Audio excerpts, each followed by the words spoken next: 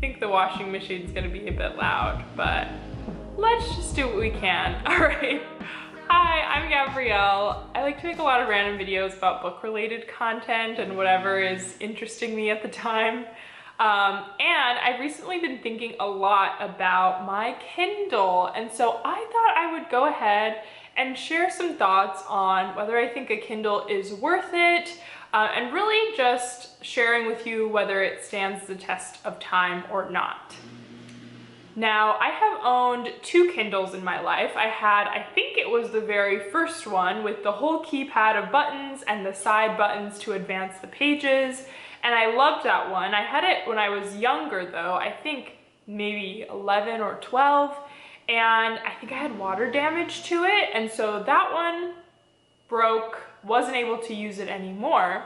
But then, back in 2015, I was gifted the Kindle Fire, which is what I have been using ever since. So at the time it was the Kindle Fire. I think they now promote them as like the Fire tablet because it is a tablet ultimately. And it's a bit different from the Kindles now that still have more of that paper looking screen. And I know they just recently released the Amazon Scribe, which is a Kindle and more of a writing tool if you like to take notes in your books. And so yeah, I've kind of been thinking whether I want to get one of those for myself, but I've had the Amazon Kindle Fire since 2015, so let me go ahead and share my thoughts with you. Now, of course, there's always the big debate of whether you enjoy reading physical books versus e-readers, and I tend to do both, but I will say over the past year, I have definitely leaned more towards e-reading, and I really love it. And here's a few reasons why. Having access to a Kindle or an e-reader has really helped me read more. I read relatively quickly and I like to read a lot. So generally, you know, as of late, I'm reading 10 plus books a month. And so I use the library for physical books, but really what has been the greatest feature for me is the Libby app, formerly the Overdrive app, which I have access to here on the Kindle tablet. Basically, the Libby app is an app where you can connect your library card for the library that you have in person or wherever you live, and you can check out ebooks from your library. So it's really, really great. You're able to have, I think it's like up to 10 holds on a book at a time. So of course, for more popular books, there's going to be a lot of people waiting in line, just like there is for a physical copy of a book. And so you can, have holds on all the various books that you like, and then it sends you a notification once it's ready for you to check it out.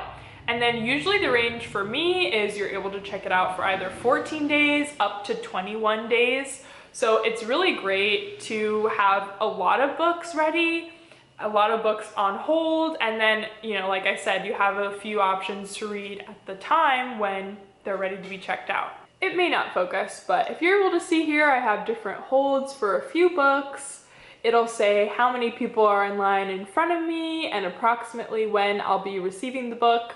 I'm not sure if that just mirrored the image or not, but you get the point. So it's really great to check out ebooks, as well as, this isn't a promotion for Kindle Unlimited, but I'm not gonna lie, I use it and I really enjoy it. So I pay basically $10, $9.99 every month to Amazon, and it gives you access to their library of books within their Kindle Unlimited. So a lot of independently published authors will publish their books via Kindle Unlimited, and it's a great way for them as authors to get broader readership.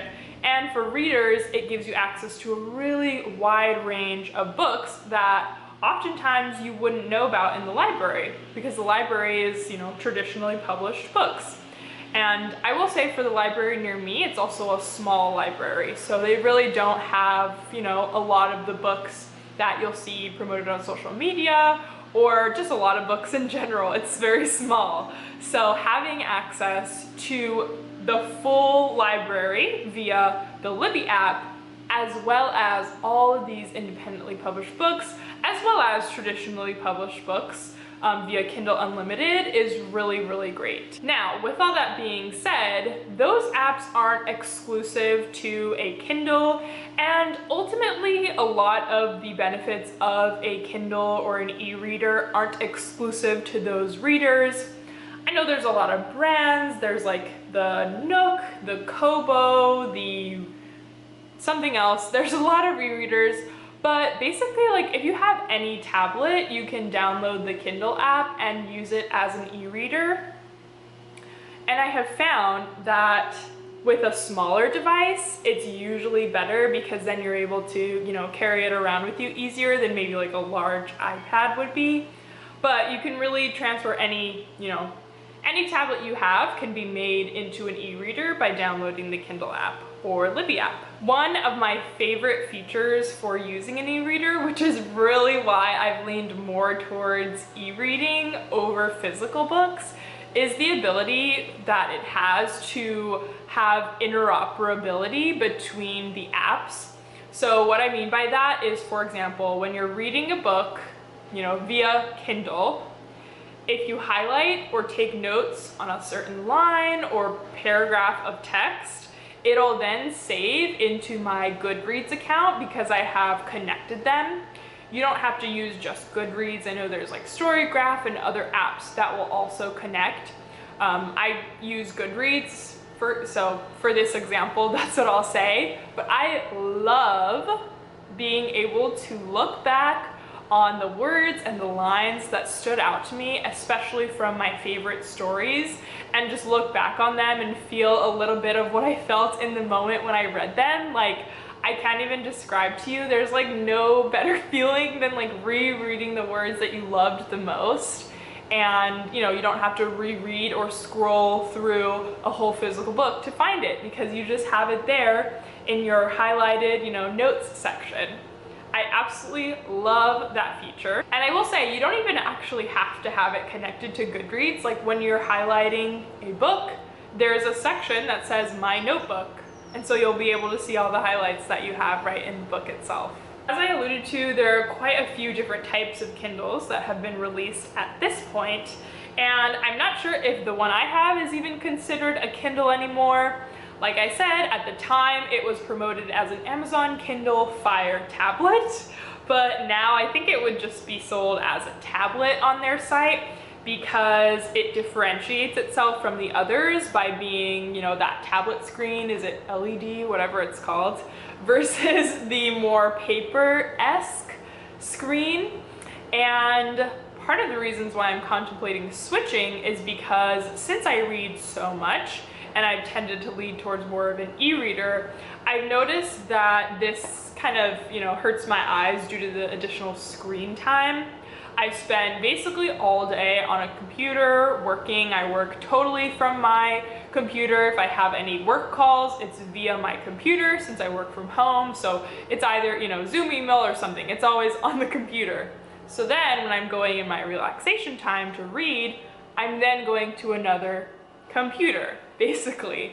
And it does have the really great feature where you can change the screen to like night mode, similar to your phone, where it'll have the red tinge of color to it that will hurt your eyes less than the blue screen. So I always do that every night, but I do think it might be better, since I read so much, to switch towards more of the actual Kindle readers that have the paper-like screen, but that can be backlit, so it's just a little bit less harsh. So I think that's one pro if you maybe read less than I do. Like, one, if you're not staring at a computer screen all day for your job, it probably won't be too bad for you to read this. And another pro is that these are very, very cheap, and these tablets are cheaper than the Kindles. So if you're not reading too much, like, this is pretty worth it. And I know I mentioned, you know, does it stand the test of time? Like I said, this is a 2015, and you can tell because, as I've been hiding, I have a very ratty case. I don't know what's with all the purple, but whatever. I have a very ratty and well-worn case. Now, I will give the disclaimer that if you've watched some of my other videos, you will know that there were a few years there where I didn't read anything at all. It was in college. So I got this at the beginning of college, and for maybe, you know, like 3 years between 2015 and now, I read absolutely nothing. And so it was just sitting there, turned off for that whole time before I finally turned it on again. So I haven't been using it, you know, to read 10 books a month since 2015. I will give that disclaimer, but for just sitting there for a few years, never have been turned on, and now to be turned on again, be used, I never have any problems with it, with the speed. There's sometimes a little delay with turning it on, it takes a while, but I mean, that's just me being like a dramatic Gen Zer, like it takes longer than it does to turn on a iPhone or something, but it's not actually that long. Like maybe it's like 1 full minute to turn it on, and then there you go. So that's the only thing I will say. The tablets are like super affordable compared to like an iPad or other tablets. And these are kind of better if you want it for more than just reading. Like you can download games and play those. So if you want something light, that could be super easy to travel around. If you go on trips or walking around the house, you can play Candy Crush or whatever else you want on it. Like maybe if you're on vacation. I think the tablet is a really great option.